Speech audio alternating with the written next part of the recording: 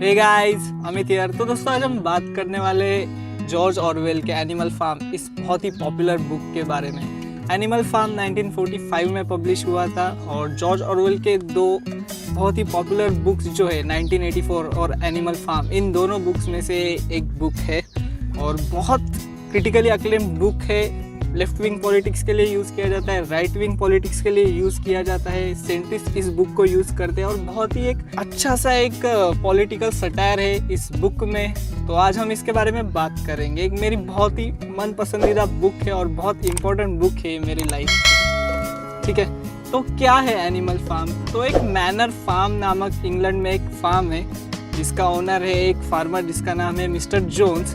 Mister Jones एक शराबी है जो फार्मर है और कुछ पैसे हार चुका है। वो एक लीगल केस हार चुका है अपने फार्म लैंड की और वो बहुत शराब करता है और अपने फार्म पे ध्यान नहीं दे रहा। और उसके जो भी एनिमल्स है इस फार्म में, वो बहुत दुखी है इस फार्मर से क्योंकि वो अच्छे तरीके से ट्रीट नहीं कर रहा उन्हें। तो एक दिन क्या होता है कि इस फार्म में बहुत सारे एनिमल्स है।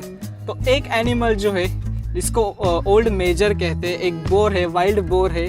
ओल्ड मेजर को एक दिन एक सपना आता है। उस सपने में वो देखता है कि एनिमल की एक अलग सी दुनिया होगी जहाँ पे एनिमल्स के लिए एनिमल्स को इक्वल राइट्स होंगे, इक्वल अपॉर्चुनिटीज़ रहेगी और एनिमल्स खुश रहेंगे। उनका कोई ओनर नहीं रहेगा, कोई मास्टर नहीं रहेगा। इस प्रकार का एक ड्रीम वो देखता है, बहुत सुंदर ड्रीम। और वो नींद में से उठने के बाद वो सबको बताता है, वो फार्म मैनर फार्म के सभी मेंबर्स को, सभी एनिमल्स को इस बारे में बताता है कि ये भी पॉसिबल है, एनिमल्स की एक अलग सी अच्छी सी दुनिया जहाँ पे एनिमल्स गवर्न करेंगे सब चीज़ों को, जहाँ पे सब इक्वल है।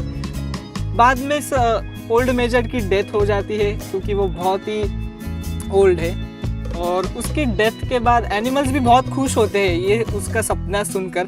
और उसकी डेथ के बाद कुछ पिग्स रहते हैं इस फार्म में। तो इस फार्म में बहुत सारे एनिमल्स है, हॉर्सेस है, डोंकी है, कैट्स है, डॉग्स है और बहुत सारे बर्ड्स है, हेन्स है, काउज है और पिग्स है।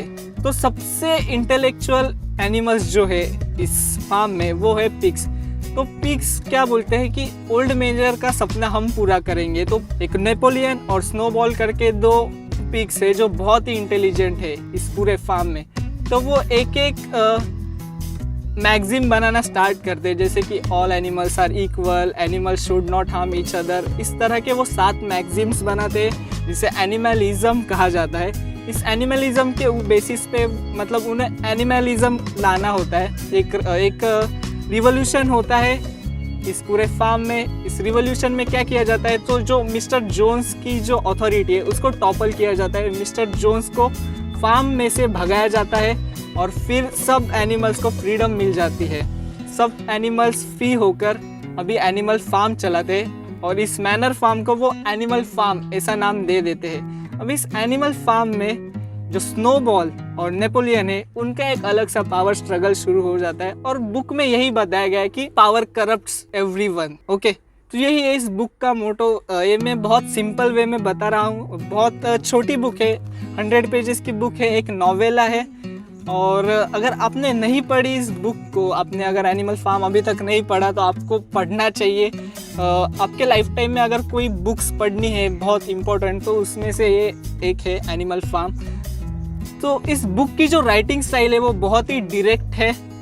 बहुत मतलब ऐसा जो जॉर्ज ऑरवेल जो थे उनका ऐसा था कि मेटाफोर्स मत यूज़ करो ज़्यादा, या फिर बहुत से एलियन वर्ड्स मत यूज़ करो इंग्लिश लैंग्वेज में, इंग्लिश लिटरेचर में। तो उन्होंने बहुत सिंपल वे में एक बहुत ही इम्पोर्टेंट बुक लिखा है। और इस बुक का मैं अगर बताना चाहूँ तो स्पॉइलर टेरिटरी में जाकर मैं इस बुक के बारे में बात करना चाहूँगा। अगर आपने इस बुक को अभी तक नहीं पढ़ा तो आप प्लीज़ जाके इस बुक को पढ़िए। और बहुत सिंपल लैंग्वेज में और बहुत इजी रीड है और एक सीटिंग में पढ़ सकते हैं और बहुत एक फेरी टेल की तरह है बुक है।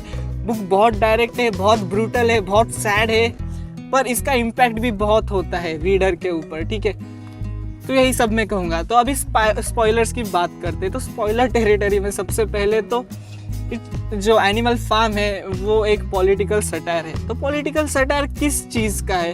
तो जो रशियन रिवॉल्यूशन हुआ था 1917 में, उसका पॉलिटिकल सटायर है ये एनिमल फार्म। ओके, और इसी वजह से इस बुक बहुत मतलब पोलराइज्ड है लोग इस बुक को लेकर, क्योंकि लेफ्टिस्ट को एक बुक पसंद नहीं, राइट विंग वाले इसको प्रोपोगेंडा की तरह यूज़ करते हैं, और बहुत सी चीज़ें हैं इस बुक को लेकर।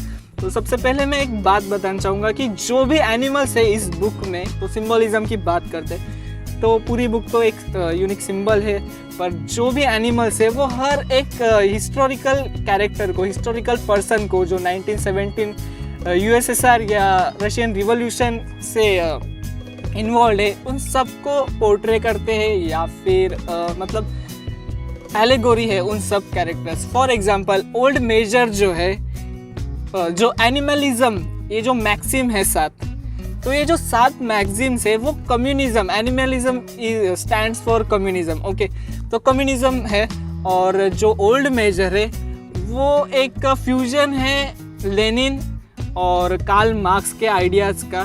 तो ओल्ड मेजर एक सपना दिखाता है सभी एनिमल्स को कि सब इक्वल हो सकते हैं, you have nothing to lose but your change, ये सब तो कार्ल मार्क्स और लेनिन है। उसके बाद जो स्नोबॉल जो है वो लियोन ट्रॉट्स्की और लेनिन का कैरेक्टर जो मिक्स किया गया है, जैसे कि स्टालिन ने जिस तरह से लेनिन को और लियोन ट्रॉट्स्की को भगाया था अपने फार्म, अपने कंट्री में से, यूएसएसआर में से, उस तरह ही स्नोबॉल को भी भगाया जाता है स्टोरी में। थर्ड जो है कि नेपोलियन नाम का जो बोर है, तो नेपोलियन जो है, या पिग सॉरी, तो नेपोलियन जो है वो स्टालिन को रिप्रेजेंट करता है।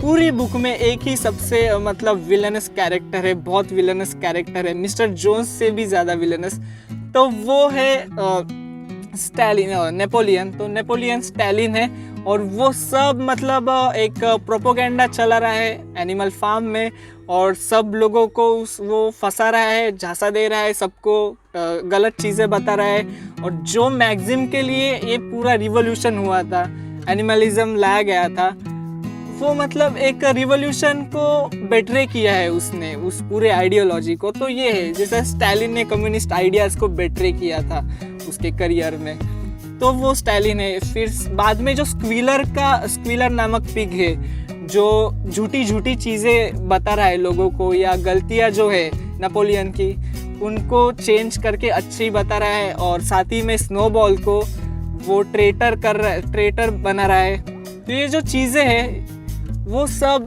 जो प्रोपोगेंडा था कम्युनिस्ट रशिया में, यूएसएसआर में, जो स्टालिन एक प्रोपोगेंडा चला रहा था थ्रू द मीडिया और थ्रू द न्यूज़पेपर्स, तो उन सबको वो स्क्वीलर का कैरेक्टर रिप्रेजेंट करता है।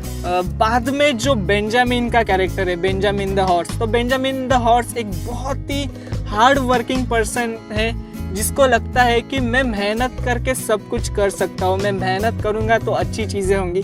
तो ये जो कैरेक्टर है बेंजामिन का, वो वर्किंग क्लास को रिप्रेजेंट करता है, क्योंकि वर्किंग क्लास को लोग जो पॉलिटिशियंस होते हैं वो किसी भी तरह से आइडियोलॉजिकल, उनके मन में कुछ भी आइडियोलॉजी भर के उन्हें चेंज कर लेते, उनको यूज़ कर लेते, जिस तरह बेंजामिन को इस बुक में यूज़ किया जाता है। सॉरी, बेंजामिन नहीं, बॉक्सर को, बेंजामिन तो डोंकी, वो बॉक्सर हॉर्स प्रोलिटेरियट्स को रिप्रेजेंट करता है इस स्टोरी में। फिर बाद में बेंजामिन जो है वो इस पूरे रिवॉल्यूशन को लेकर, इस पूरे एनिमलिज्म को लेकर बहुत ही मतलब उस फेज नहीं कर रहे, ये सब आइडिया, एनिमलिज्म या रिवॉल्यूशन, ये सब आइडियाज उसको फेज नहीं कर रहे। तो क्यों नहीं कर रहे? क्योंकि बेंजामिन जो है उसको पता है कि नथिंग एवर चेंजेस, क्योंकि ये जो साइकिल है रिवॉल्यूशन की, उसमें एक पावर स्ट्रगल रहता है, एक कॉन्करर रहता है, या फिर एक कोई रूलर रहता है, मतलब कोई एक्सप्लॉइटर रहता है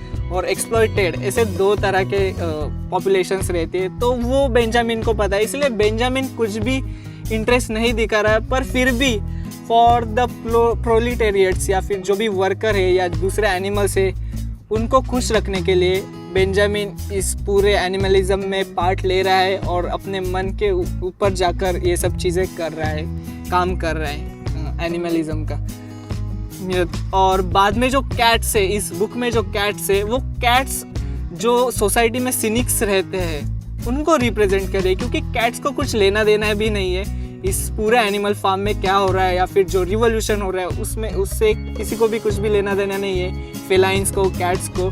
तो कैट्स जो सोसाइटी में सिनिक्स रहते हैं उन्हें रिप्रेजेंट कर रही है। बाद में जो डॉग्स है, तो डॉग्स जो है वो स्टालिन के अंडर केजीबी और जो पुलिस फोर्स थी उसे रिप्रेजेंट कर रहे हैं, क्योंकि Napoleon just like Stalin uses all these dogs to control the masses, to do the dictatorship. Okay, जो डरा रहा है सब लोगों को इन पपीज से और डॉग्स को लेकर। बाद में जो बाकी के एनिमल्स है, जैसे कि मोजेस द रेवन जो है, Moses the raven stands for the church और फॉर द रिलीजन। जैसे कि स्टालिन ने अपने रूल में बताया था कि यूएसएसआर में कोई भी रिलीजन नहीं रहेगा, वैसे ही मोजेस जो बता रहा है कि एक कैंडी लैंड नामक, एक स्वीट कैंडी लैंड नामक एक जगह है हेवन की तरह, जहाँ पे सभी एनिमल जाते हैं जो स्काई में है। सभी एनिमल्स वहाँ जाते हैं और खुश वहाँ सब खुशहाल है, सब अच्छे रहते हैं, वहाँ पे कुछ भी पेन नहीं है। तो वो एक बेसिकली जो हेवन का आइडिया है वो बता रहा है सबको। तो उसको भी भगाया जाता है फार्म में से, जैसे क्रिश्चियन ऑर्थोडॉक्सी को भगाया गया था यूएसएसआर में से। फिर बाद में ऑर्थोडॉक्स क्रिश्चियंस को वापस लाया गया था, जिस तरह मोजेस को भी इस बुक में वापस लाया जाता है अंडर द नेपोलियंस रेजिम। तो वो रिलीजन को रिप्रेजेंट कर रहा है मोजेस, चर्च को रिप्रेजेंट कर रहा है मोजेस द रेवन। बाद में और बहुत सारे कैरेक्टर्स हैं इस बुक में जो हर एक कैरेक्टर को रिप्रेजेंट करते हैं। आपका जितना भी हिस्टोरिकल नॉलेज रहेगा यूएसएसआर को लेकर, फॉर एग्जांपल जो भी अभी फार्मर्स है, तो एक फार्मर्स जो है इस स्टोरी का वो एलाइड फोर्सेस को रिप्रेजेंट कर रहा है, यूके को रिप्रेजेंट कर रहा है। बाद में जो एक फार्मर है, लॉयर है, वो एडोल्फ हिटलर को या नाजीज़म को रिप्रेजेंट कर रहा है। और जो मिस्टर जोन्स जो है वो सार को रिप्रेजेंट कर रहा है, निकोलस सार सेकंड थर्ड, उन सबको रिप्रेजेंट कर रहा है। एक एनिमल जो है, एक मेयर जो है, वो रिवॉल्यूशन होने के बाद फार्म छोड़ देती है, क्योंकि उसे कुछ भी फ़र्क नहीं पड़ता। उसे सिर्फ अपनी जो भी अच्छी चीज़ें, मतलब उसके साथ सब अच्छा होता रहता है, तो उसे वो सब लग्जरी चाहिए। तो ये जो मेयर जो है वो इन मर्चेंट्स को, जिन्होंने रशिया छोड़ दिया था, फ्लरिश थे और रशिया छोड़ दिया था after the fall of tsar's rule, tsar's regime, इनको रिप्रेजेंट। जो भी शिफ्ट जो है एनिमल फार्म की, वो सब किसे रिप्रेजेंट कर रही है? तो जो भी नॉर्मल जो लोग रहते हैं, जिन्हें प्रोपोगेंडा उनके सर पे डालो तो वो अच्छा, मतलब चेंज हो जाते हैं, हाँ जो सुनेंगे वही सही है, वही अच्छा है। तो ये सब जो है वो शीप्स रिप्रेजेंट कर रहे हैं कि शीप मेंटालिटी या जो हर्ड मेंटालिटी जो रहती है लोगों की, प्रोपोगेंडा ईट करने की, कंज्यूम करने की और उसी डायरेक्शन में चलने की, उसे रिप्रेजेंट करते हैं। और बाद में जो भी इस पूरे बुक में 3 बैटल्स होती है, तो पहली बैटल जो है वो रिप्रेजेंट करती है toppling of tsar's regime. Second battle जो है वो रिप्रेजेंट करती है वर्ल्ड वॉर, और जो मतलब सार और जो भी एलिट्स जो थे रशिया में, उनके साथ जो मुठभेड़ हुई थी उस वॉर को रिप्रेजेंट करते हैं। और थर्ड वॉर जो है वो हिटलर और स्टालिन की वॉर को रिप्रेजेंट करते हैं। और एंड में जो बुक का जो मतलब बाद में जब नेपोलियन जो है वो पूरी तरह से ह्यूमन हो जाता है, जो भी पिग्स जो है वो पूरी तरह ह्यूमंस की तरह हो जाते हैं, कपड़े ह्यूमंस के कपड़े पहनते हैं, ह्यूमंस की तरह 2 पैर पे चलते हैं, ह्यूमंस की तरह दूसरे लोगों पे जुल्म ढाते हैं, दूसरे एनिमल्स के ऊपर, ये सब जो है। और बाद में जो वो करार करता है या फिर जो कॉन्ट्रैक्ट करता है वो एलाइड फोर्सेस के साथ, यानी कि दूसरे फार्मर्स के साथ, mister Pinkleton, if I am remembering correctly. तो वो जो एलाइड फोर्सेस और रशिया की जो भी कॉन्ट्रैक्ट हुआ था ड्यूरिंग द फॉल ऑफ नाजीज़म, उसे रिप्रेजेंट करता है। तो बुक के अराउंड बहुत सारी कंट्रोवर्सी है। ये सिंबलिज्म हो गया, अभी कंट्रोवर्सी की बात करते हैं। बुक के अराउंड बहुत सारी कंट्रोवर्सी है। तो कंट्रोवर्सी क्या है कि ये एक प्रोपेगेंडा बुक है। तो सबसे पहली बात जो है, जॉर्ज ऑरवेल एक सोशलिस्ट डेमोक्रेट थे, ठीक है, एक सोशलिस्ट डेमोक्रेट थे, और उन्होंने स्पेनिश वॉर में as a communist, as a anarchist काम किया था स्पेनिश वॉर में। पर इस वॉर का जो रिजल्ट था वो बहुत ही ख़राब उन्हें लगा कि nothing ever changes, just like Benjamin. तो बेंजामिन एक कैरेक्टर है जो जॉर्ज ऑरवेल को भी रिप्रेजेंट कर रहा है। तो इसलिए उन्होंने ये जो यूएसएसआर जो है, यूएसएसआर में जो कुछ हुआ, स्टालिन की जो रेजिम थी, इसके ऊपर उनकी बहुत गुस्सा था, वो उन्होंने इस बुक में कन्वे किया है। पर एक लार्जर पिक्चर में बताना चाहूँगा इस बुक में उनका था, जो है कि पावर करप्ट्स एवरीवन, ठीक है। तो हर किसी के पास अगर पावर मतलब जिसके भी पास पावर आएगी वो करप्ट हो जाएगा।